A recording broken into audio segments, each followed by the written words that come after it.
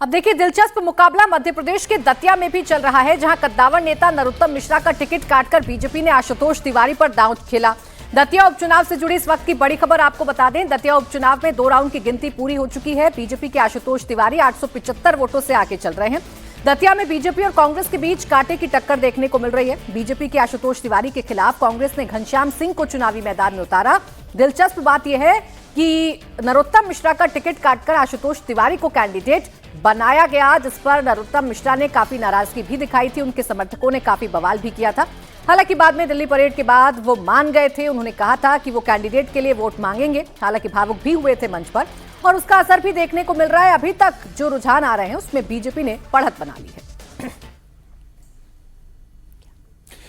तो आपको दिखा रहे हैं 2 तस्वीर, आप देख पा रहे हैं यहां पर 2 कैंडिडेट्स हैं दतिया में। और दतिया में सबसे बड़ी बात है कि 30 जुलाई को जब मतदान हुआ तो सबसे ज्यादा वोटिंग हुई थी। 77% से ज्यादा यहां पर वोटिंग हुई, और इस वोटिंग से यही माना जा रहा था कि हो सकता है कि यहां पर जो जीत होगी किसी एक तरफ ही जाएगी यहां पर। और जिस तरह से बीजेपी के नरोत्तम मिश्रा को टिकट नहीं मिलने के बाद बीजेपी के अंदर खाने में या समर्थकों में कहीं ना कहीं एक निराशा दिख रही थी। उसके बाद ऐसा लग रहा था कि हो सकता है कि यहां पर कांग्रेस को बढ़त मिले। लेकिन अभी तक के जो रिजल्ट्स हैं उसको जानने के लिए सीधा हम हमारे संवाददाता अनुराग अमिताभ से बात करेंगे। अनुराग, ताजा आपके पास जानकारी क्या है? इस वक्त दतिया में कौन आगे है? देखिए, ताजा अपडेट जो इस वक्त इंडिया टीवी के पास है, चौथे राउंड की गिनती चल रही है और जो कांग्रेस है वो तकरीबन 783 वोटों से आगे है। जी हां, 783 वोटों से आगे है। घनश्याम सिंह जो कांग्रेस के उम्मीदवार है, 4808 वोट इस चौथे राउंड में अब तक मिल चुके हैं, और आशुतोष तिवारी को 4058 वोट और दामोदर यादव को 2025 वोट। तो लगातार ये अभी जो ग्रामीण इलाके हैं वहां की मतपेटियां जो है वो खुल रही हैं। 21 जो है टोटल पेटियां खुली है अलग अलग जो केंद्रों की। तो माना जा सकता है कि उसमें अभी कांग्रेस को एज मिल रहा है, जबकि ये ग्रामीण इलाके जो है इनमें कहा जाता था कि ये बीजेपी के कोर वोटर हैं। तो ऐसे में ये बात निकल कर आ रही है, कहीं ये वो नाराजगी नरोत्तम मिश्रा के मन से गिरे हुए आंसुओं की वजह से तो नहीं है, जिसमें नरोत्तम मिश्रा ने भले ही आशुतोष तिवारी को जिताने को कहा था, लेकिन जो उनके समर्थक थे। ठीक है अनुराग, ताजा अपडेट ये है कि चौथे राउंड की जो काउंटिंग है वो पूरी हो चुकी है, जिसमें कांग्रेस के प्रत्याशी ने बढ़त बना ली है। अब देखना है बढ़त आगे तक बनी रहेगी या फिर बीजेपी के जो कैंडिडेट हैं वो वापसी करेंगे। सीधा बांकीपुर चल लेते हैं। नीतीश मेरे सहयोगी वहां से जुड़े हुए हैं। नीतीश, एक बड़ा उलटफेर हमें बांकीपुर सीट पर भी देखने को मिल रहा है। अभी की ताजा अपडेट बताइए, कितने राउंड की काउंटिंग पूरी हो चुकी है और क्या अभी भी प्रशांत किशोर आगे चल रहे हैं? जी हाँ, लगातार प्रशांत किशोर आगे चल रहे हैं। चौथे राउंड की समाप्ति के बाद 1145 वोटों से आगे चल रहे हैं, और शुरू से जैसा लग रहा था कि मुकाबला कांटे का है। ये अलग बात है कि पिछली बार बीजेपी को करीब 50,000 से अधिक वोटों से बढ़त मिली थी, कामयाबी मिली थी, लेकिन इस बार जीत का जो मार्जिन है किसी के भी पक्ष में जाए, लेकिन ये कड़ा मुकाबला होगा, और ये साफ तौर पर रुझानों से भी दिख रहा है। हालांकि अभी बहुत कहना जल्दबाजी होगी, लेकिन लगातार जिस तरह से प्रशांत किशोर बढ़त बनाए हुए हैं, और यदि लगातार ये बढ़त आगे इसी तरह बनी रही तो मुकाबला काफ़ी दिलचस्प हो सकता है। और निश्चित रूप से ये दिख रहा है कि प्रशांत किशोर ने जो कोशिश की थी कि आरजेडी और बीजेपी के वोट बैंक में सेंधमारी की जाए, उसमें वो कामयाब होते दिख रहे हैं। आरजेडी ने वैश्य समाज के उम्मीदवार को अपने चुनाव मैदान में उतारा। MY उनका अपना एक वोट बैंक माना जाता है। इससे पहले भी उपचुनाव में उन्होंने इसी तरह के प्रयोग किए, जिसमें उनको कुछ हद तक कामयाबी भी मिली थी, जिसमें वैश्य वोट जो है उनके साथ जुड़ा था।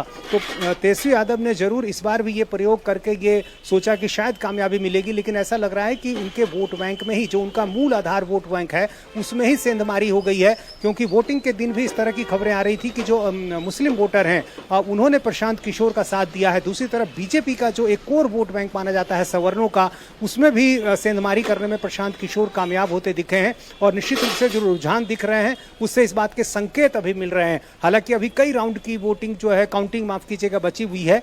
ऐसे में ये कहना अभी मुश्किल है कि नतीजे क्या आएंगे, लेकिन ये साफ तौर पर दिख रहा है कि प्रशांत किशोर काफी कड़ी टक्कर देते हुए दिख रहे हैं, और जाहिर है जिसको भी जीत मिलेगी वो जीत का मार्जिन बहुत कम होने जा रहा है। और प्रशांत किशोर ने पूरे चुनाव प्रचार के दौरान जिस तरह से कोशिश की एक नैरेटिव बनाने की, बीजेपी का जो कोर वोट बैंक जो नाराज था था, उनकी नाराजगी को जिस तरह से उन्होंने सामने रखा, जो बातें उन्होंने कही, सम्राट चौधरी को जिस तरह से उन्होंने कहा कि यदि इस चुनाव का नतीजा उनके पक्ष में आता है तो सम्राट चौधरी जो है वो मुख्यमंत्री नहीं रहेंगे, वो बदले जाएंगे। तो बीजेपी का एक ऐसा तबका जो सम्राट चौधरी को पसंद नहीं कर रहा था, उनको उन्होंने टारगेट किया।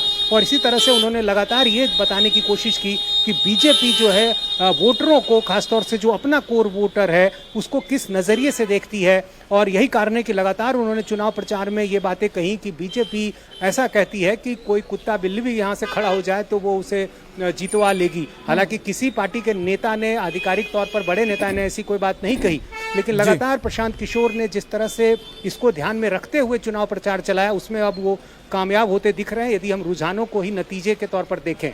जी ठीक है, जैसा कि आप बता रहे हैं कि कई लोगों को यह भी लगेगा क्योंकि सम्राट चौधरी के मुख्यमंत्री बनने के बाद पहला ये इलेक्शन है और इसमें जीत हार कहीं ना कहीं उनके ऊपर भी उंगलियां उठाएंगी। जो उनके समर्थक हैं या फिर जो उनके समर्थक नहीं है, ज्यादातर वो लोग ही उंगलियां उठाएंगे। लेकिन इस बीच क्या कांग्रेस ने एक तरह से सरेंडर किया था इस पूरे चुनाव में? क्या कांग्रेस ने सपोर्ट किया था पीछे से यहां पर प्रशांत किशोर को?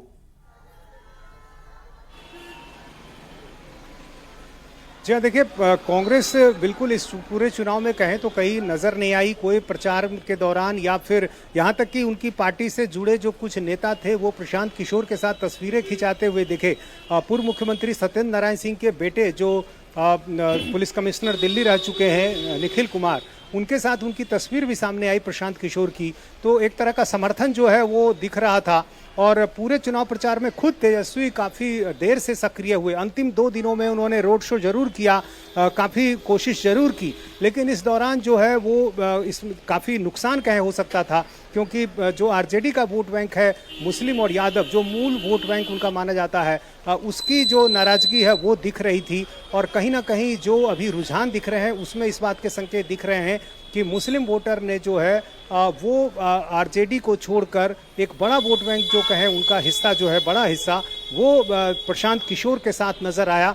और इससे पहले भी जो आम चुनाव जब हुआ कर रहे थे उस समय भी ओवैसी के साथ गठबंधन को लेकर जो मुसलमानों के एक हिस्से में नाराजगी थी कि तेजस्वी ने उन्हें वो सम्मान नहीं दिया, उनके साथ तमाम समीकरणों को जानते बूझते ही प्रशांत किशोर मैदान में उतरे थे और रणनीति ऐसी बनाई कि बीजेपी के वोट बैंक में भी सेंधमारी प्रशांत किशोर ने की और आरजेडी के वोट बैंक में भी प्रशांत किशोर ने सेंधमारी की, जिसका नतीजा यह है कि चौथे राउंड में भी प्रशांत किशोर लगातार बढ़त बनाए हुए हैं। शुक्रिया आपका तमाम जानकारी के लिए नीतीश और अनुराग।